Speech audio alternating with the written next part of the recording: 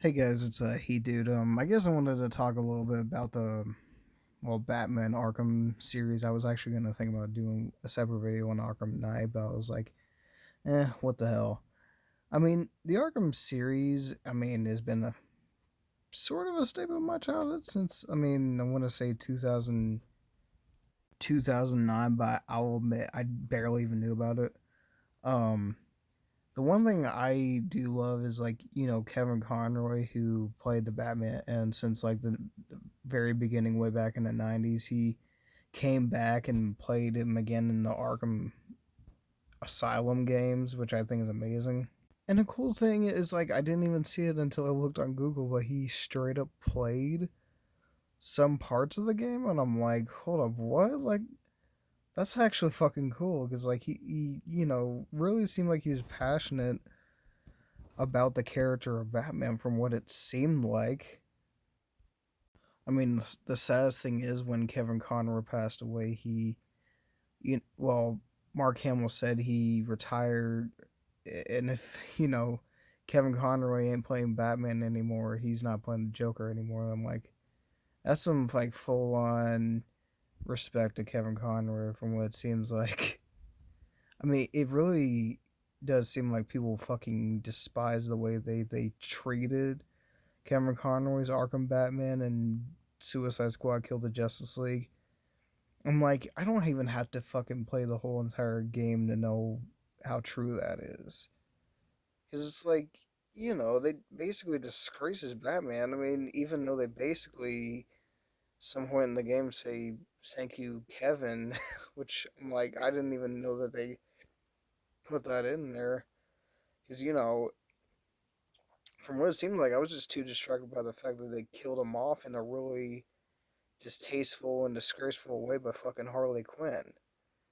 It's like, again, who wants their fucking version of Batman to go out that way? It's like, again, it's like he was like one of the best versions any Batman anybody's ever grew up with. I was like, God only knows how Kevin Conroy would have felt if he's seen how his Batman was treated in that video game. It's like, again, they must have told him what he was recording his voice for when he was doing his voice. That's why they probably didn't tell him how they were doing it. The one thing I always wondered is if, Batman from the '90s and Batman from the Arkham Asylum games are one of the same, even though they're voiced by the same guy. I was like, always wondered if they are the same Batman, just in a different storytelling perspective. I don't know. I just I don't know. It's like it's kind of confusing because again, I might be wrong. I just because they could be telling the story in a completely different way, just in a more realistic video game type of narrative or sort of setting or something. I mean, most people really wanted, like, direly wanted a Batman Beyond Arkham game, but WB decided against it, or they just basically canceled it. Not only that, they basically decided to release some fucking concept art for an animated Batman Beyond fucking movie. And this is was going to be made by the same people who's behind the Spider-Man in across the Spider-Man into slash across the Spider-Verse movies, and I'm like, hell yeah! I'm like, I love Batman Beyond. Like that's like one of my favorite anime superhero animated series. It's like, why did they cancel that shit? Like, that's so fucking ridiculous. Like, again, like, the people who made those Spider Man Across the Spider Verse slash Into the Spider Verse movies are so fucking awesome. I'm not gonna say that about Miles Morales' voice actor if you know what I'm talking about, but the movie by itself, movies by themselves are so awesome. It's like, I'm so baffled by the fact that they canceled that shit.